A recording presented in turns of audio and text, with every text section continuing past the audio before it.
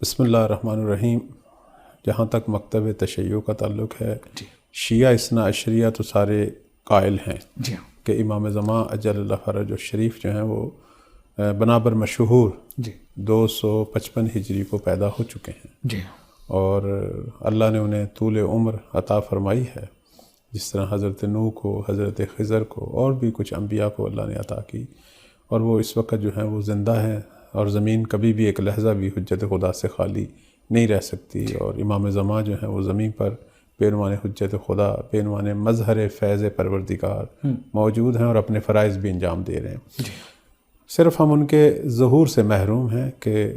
ظاہر بظاہر جو انہوں نے ایک اجتماعی طور پر قیام کرنا تھا اور دنیا میں ایک الہی عادلانہ حکومت قائم کرنی تھی، صرف اس کے ہم منتظر ہیں، ورنہ امام ہمارے درمیان موجود ہیں۔ یہ شیعہ اثنا عشری جو ہے وہ عقیدہ ہے۔ جہاں تک اہل سنت بھائیوں کا تعلق ہے، ان کے اندر موجودہ جتنے بھی فرقے ہیں، جیسے اہل حدیث ہیں، دیوبند ہیں، بریلوی ہیں، اور پھر بعض جو ہیں وہ اشاعرہ ہیں، بعض ماتریدی ہیں، حنفی، شافعی، حنبلی، اور آپ کی خدمت مالکی، یہ جتنے بھی ان کے فقہی کلامی مختلف نوع کے جو مسالک اور فرقے ہیں، ان سب کے اندر دو نظریے ہیں۔ ایک نظریہ جو کہ مشہور ہے، یعنی جو زبانوں پہ زیادہ ہے، وہ یہ ہے کہ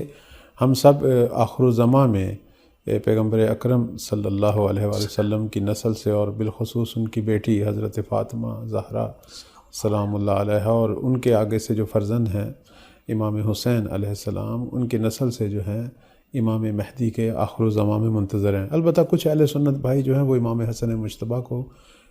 پیش کرتے ہیں کہ ان کی نسل سے ہوں گے۔ یہ تھوڑا سا ایک جزئی اختلاف ہے، وہ بھی ایک روایت کی وجہ سے، ورنہ زیادہ تر جو روایات اہل سنت میں ہیں وہ امام حسین علیہ السلام کی صلب مبارک سے جو ہیں امام مہدی صلوات اللہ علیہ جو ہیں وہ پیدا ہوں گے۔ تو اب اہل سنت بھائی کہتے ہیں کہ یہ سارا کام آخر الزماں میں ہوگا، کہ وہ پیدا ہوں گے اور جمع ہوں گے اور قیام کریں گے،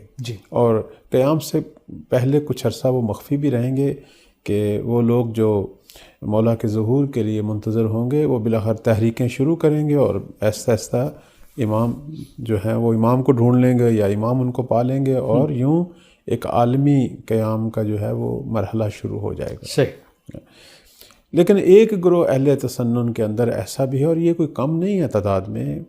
کہ جو یہ کہتے ہیں کہ ایسی ہستی جو ہے وہ پیدا ہو چکی ہے اور موجود ہے، اور تقریباً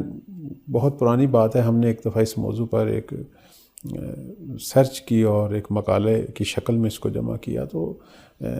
40 سے 50 بزرگان جو ہیں بڑے، یعنی علماء، چھوٹے علماء کی بات نہیں کر رہے ہیں، پوری تاریخ کے اندر بڑے بڑے علماء جو ہیں انہوں نے اس بات کا اعتراف کیا کہ امام حسن عسکری علیہ السلام کے جو ہیں فرزند، اور جو کہ ہم نام ہیں ہمارے پیغمبر کے، وہ پیدا ہو چکے ہیں، اور ان کی ولادت کا ذکر کیا، ان کی وفات کا ذکر نہیں کیا۔ ورنہ جیسے بھی آپ تاریخ کی کتابیں دیکھیں یا سیرت کی کتابیں دیکھیں یا ان کی جو احادیث کی کتابیں ہیں جن کے اندر ہمارے ائمہ کا ذکر ہے، تو وہ ہر امام کی ولادت اور ان کی وفات یا شہادت کا ذکر کرتے ہیں، حتیٰ کہ ان کے بچوں کی ولادت اور وفات کا ذکر بھی ہے یا شہادت کا ذکر ہے۔ لیکن جب امام حسن عسکری علیہ السلام کے فرزند کا ذکر کرتے ہیں تو وہاں صرف ولادت کا ذکر ہے، اور ان کی جو ہے وہ شہادت یا وفات کا ذکر نہیں ہے۔ کچھ تو اس انداز سے جو ہے وہ نقل کرتے ہیں اور کہتے ہیں کہ مثلاً اس طرح کا ایک فرزند ہے، اور البتہ شیعہ یہ کہتے ہیں کہ وہ وہی امام ہے جس نے آخر الزماں میں ظہور کرنا ہے، اور بعض جو ہیں وہ صراحت سے خود بھی کہتے ہیں کہ یہ ہمارا بھی عقیدہ ہے کہ یہ وہی ہستی ہے کہ جس کو اللہ نے طول عمر جو ہے وہ عطا کی، اور انہوں نے جو ہے وہ آخر الزماں میں ظہور کرنا ہے۔ تو میں انشاءاللہ کچھ یہاں بڑے جو بزرگان ہیں اہل تسنن کے، ان کے اقوال جو ہیں میں ان کی کتابوں سے پیش کرتا ہوں، چونکہ ہمارا ہادی ٹی وی چینل جو ہے اس کی خوبصورتی یہ ہے کہ یہاں علمی ابحاث کو جو ہے وہ باقاعدہ حوالوں سے اگر پیش کیا جائے تو ہمارے ناظرین زیادہ پسند کرتے ہیں۔ ایک بہت بڑی شخصیت ابن اسیر، عز الدین ابن اسیر، جنہوں نے ایک شہرۂ آفاق کتاب لکھی، الکامل فی تاریخ، جو ہے تاریخ کے اندر معتبر کتاب شمار ہوتی ہے ابن اسیر کی، جو کامل ہے الکامل۔ یہ 630 میں ان کی وفات ہوئی ہے، 7ویں صدی کے ایک بزرگ جو ہیں وہ مؤرخ شمار ہوتے ہیں۔ انہوں نے 260 ہجری کے جو واقعات لکھے ہیں اپنی کتاب کے اندر، اب اس میں جو عبارت ہے ان کی میں وہ آپ کی خدمت میں اور ناظرین کی خدمت میں پیش کرتا ہوں۔ یہ اپنی کتاب جو ہے الکامل کے اندر جو ہے ناظرین کی خدمت میں پیش کروں گا کہ تقریباً اس کی 6ٹھی جلد بنتی ہے، اور جو میرے پاس حوالہ ہے وہ صفحہ 320 کا۔ اس میں یہ عبارت جو ہے ان کی قابل غور ہے۔ لکھتے ہیں کہ وفیہ توفیٰ ابو محمد العلوی العسکری، کہ 260 ہجری کو ایک شخصیت جو دنیا سے چلے گئے وہ ابو محمد امام عسکری صلوات اللہ علیہ کی ان کی کنیت تھی، چونکہ ان کے بیٹے فرزند ہمارے امام زمان، ان کا جو نام مبارک ہے وہ محمد ہے، تو اس اعتبار سے انہوں نے لکھا کہ ابو محمد جو ہیں ان کی وفات، جو کہ علوی ہیں، شیعوں کو اس زمانے میں علوی کہا جاتا تھا، اور العسکری جو کہ امام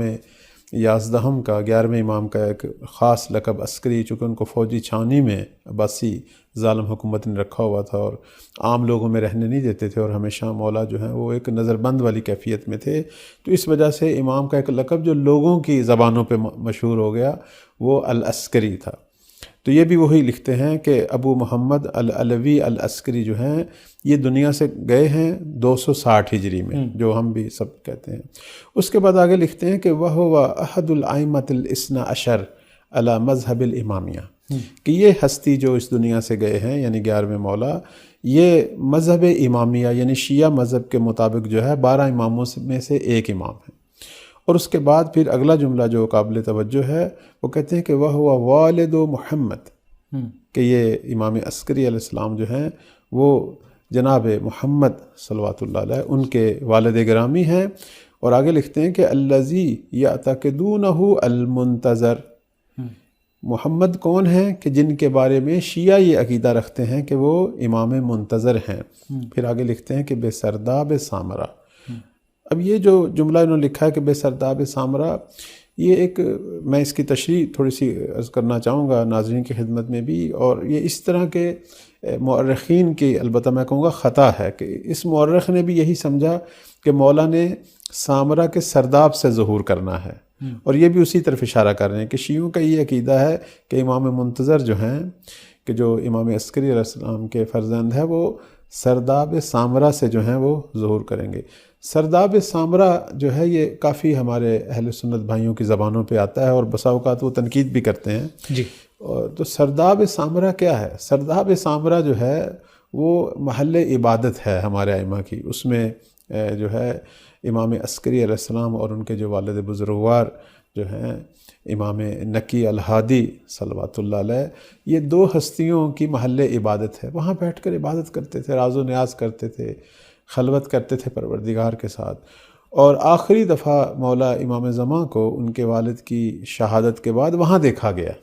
یعنی بنی عباس کے گماشتے جاسوس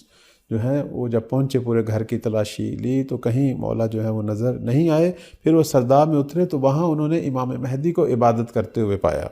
اور گرفتار کرنا چاہا لیکن نہیں ہو سکے، پروردگار کی قدرت حائل ہوگی، ان کو ایسے محسوس ہوا جیسے ہمارے اور اس 5 سالہ ایک نورانی جوان جو ہے، نوجوان بچہ جو ہے، اس کے اور ہمارے درمیان جو ہے ایک گویا ایک بہت بڑا سمندر ہے۔ انہوں نے وہاں کچھ معجزات دیکھے، وہ قدرت الہی کے مظاہر تھے کہ وہ مولا کو نہیں گرفتار کر سکے، اور وہاں سے خوف زدہ ہو کے بھاگے۔ تو آخری دفعہ مولا وہاں دیکھے گئے، اس کے بعد جو ہے پھر کسی نے امام کو وہاں نہیں دیکھا۔ البتہ غیبت کبریٰ میں ہمارے بعض بزرگان جیسے ابن طاؤس رحمۃ اللہ علیہ، ان کی بھی ملاقات جو ہے ایک دفعہ سرداب سامرا میں ہوئی، لیکن ہم شیعوں کا یہ عقیدہ نہیں ہے کہ مولا نے سرداب سامرا سے جو ہے وہ ظہور کر